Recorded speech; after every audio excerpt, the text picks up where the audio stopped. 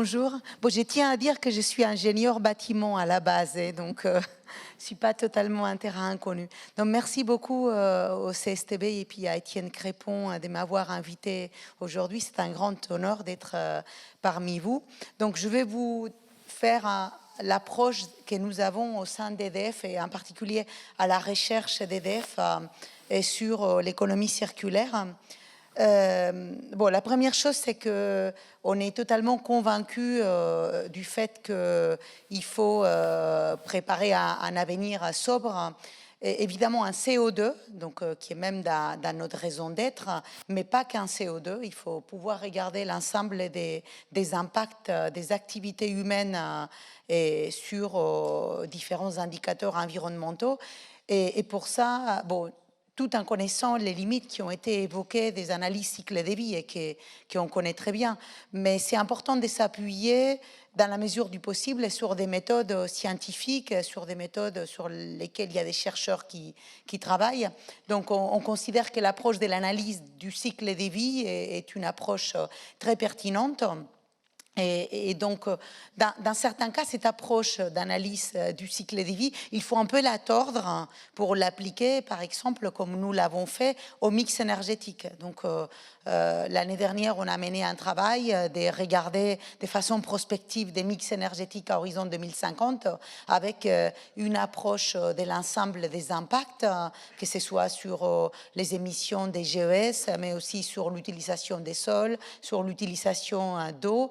Et là, donc, on est rentré dans une complexité méthodologique très intéressante, mais on n'était pas dans l'utilisation stricte d'une norme ACB. Mais dans la mesure du possible, quand on a des bases de données, quand on a des méthodes qui existent, c'est très important de pouvoir s'appuyer dessus pour regarder les impacts. Donc, si on regarde quelques exemples à différentes mailles de l'approche de la circularité, je vais vous évoquer quelques projets qu'on a réalisés ou sur lesquels on travaille. Donc, bon, ça a été évoqué, la maille du territoire. Donc, on a un projet qui est les projets Epicflex sur tout un territoire dans les Dunkerquois, donc sur une zone industrielle.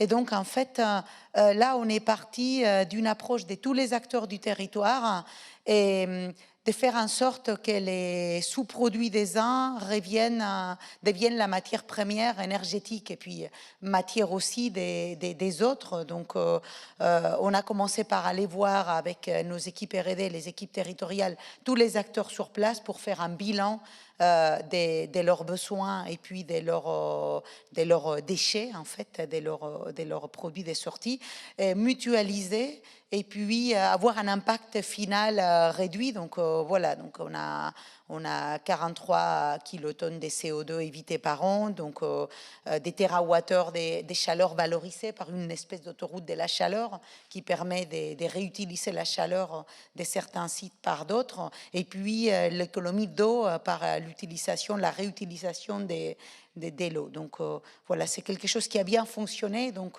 les territoires est très content d'avoir eu cette approche-là, sachant que ça nécessitait de vaincre quelques réticences et puis de développer un peu des méthodologies. Ensuite, bon, les réseaux des chaleurs urbains, donc, qui est quand même une piste très intéressante pour la décarbonation et qui permet de valoriser en plus des déchets, idéalement sur les territoires. Voilà, donc ça c'est aussi un sujet sur lequel on travaille beaucoup, notamment en appui de nos filiales, avec une volonté à chaque fois d'avoir une analyse des impacts de ces projets, donc déjà sur les CO2, sur les émissions des GES, mais aussi sur l'ensemble des impacts.